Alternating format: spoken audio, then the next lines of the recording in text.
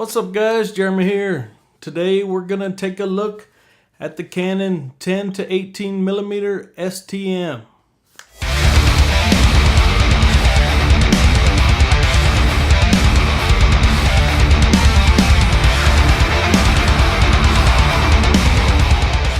Alright, so in the last video we went over the 50 millimeter 1.8.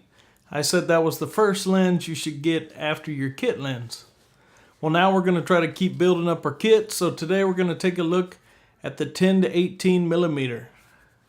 Now this is a nice little lens, has image stabilization. 10 to 18 millimeter is equivalent of maybe a 16 to 28 in full frame with that 1.6 crop factor on Canon lenses. Has a variable aperture, which is not very wide, but it's a 4.5 to 5.6. And another thing I like is going all the way from 10 to 18. The lens doesn't really extend much at all. It sucks back in and then comes out just a little bit when you reach 18. Small, lightweight, has a 67 millimeter thread. So doesn't really go with my other lenses for filters. So that 4.5 aperture, doesn't let in a lot of light, but it still works good for things like real estate photography and things like that. Probably have to use some supplemental lighting. But another thing I like about it, it has image stabilization built in. Canon claims it's 4 stops, so that's pretty good. It's very lightweight. It does have a plastic mount, but it's held up pretty good since I've had it. By it not extending very much, it doesn't throw off your weight too much. So if you have it on a gimbal or a Steadicam, something like that, you don't really have to worry about extending so much, throwing off the weight, and you'll just have to make some micro adjustments. And another good thing is with something this wide, a lot more stuff's going to be in focus, so you don't have to worry about keeping the focus when you're using your glide cam or something like that. Let's go ahead and take a look at some pictures we can get with this, and then we'll come back and we'll also take a look at some video, and I'll turn on and off the image stabilization just to kind of let you see the difference there, and we'll look at how wide it can get.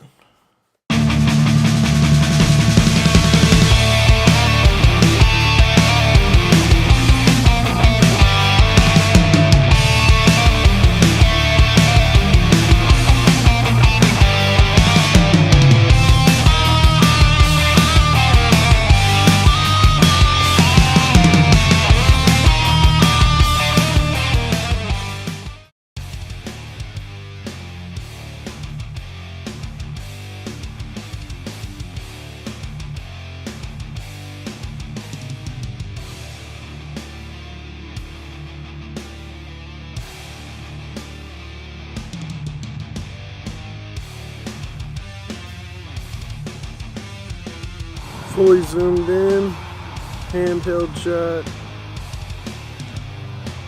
image stabilization on. Handheld shot, image stabilization off.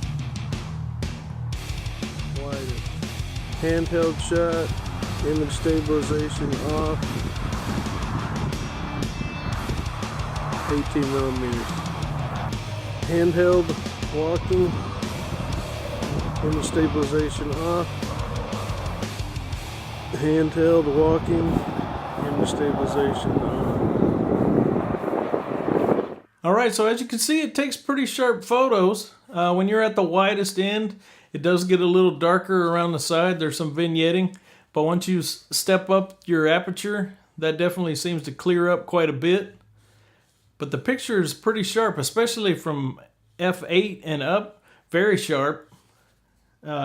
They have some special coatings that they put on some of these lenses that's supposedly supposed to help with vignetting and everything like that. It has 7 aperture blades, just like the 50 millimeter. So they claim you get a nice blurry background. I don't know how much of bokeh you're going to get with a 10 millimeter, but hey, it is a macro lens as well. So, and with the near focus limit of 0.7 feet, which is just under 8 inches, that definitely gives you some other options. It lets you get more into some macro photography. It also lets you get into more landscape and things like that with that 10mm. So we'll take a look right here just in the studio, and you can see the difference in just going from the lens I have now, which is at 18mm, which is the max of this, and then we'll zoom out to 10mm. Now it gets so wide I even had to put pants on for this review. Okay, so now we're on the 10 to 18, and this is fully zoomed out. This is 18mm.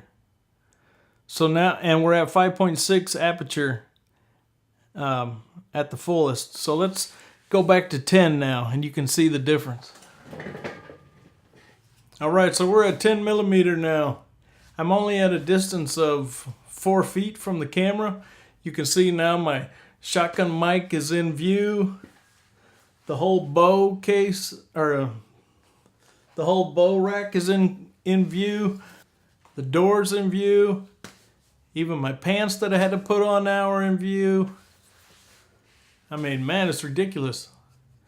But I just kind of wanted to show you that range that you're able to get. It's pretty incredible. And for such a light lens, and then with the image stabilization also, definitely something you want to look at adding to your kit. Alright, so now we're zoomed back in. We're at 18. Still a little wider than we were originally, so I don't think I was at 18 on the other lens, maybe 25, something like that. But that's just my short, sweet review of the Canon 10 to 18mm STM. Oh, and with that STM, like I said in the other video, that's the stepper motor technology. So it gives real smooth autofocus.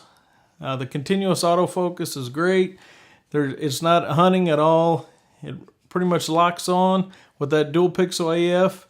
You can get locked onto a face like I am right here.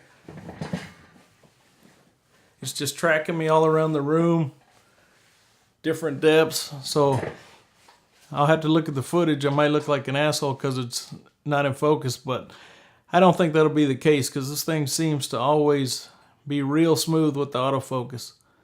All right, so this is Jeremy. Think about subscribing to the channel, and if you liked it, like the video. Till next time.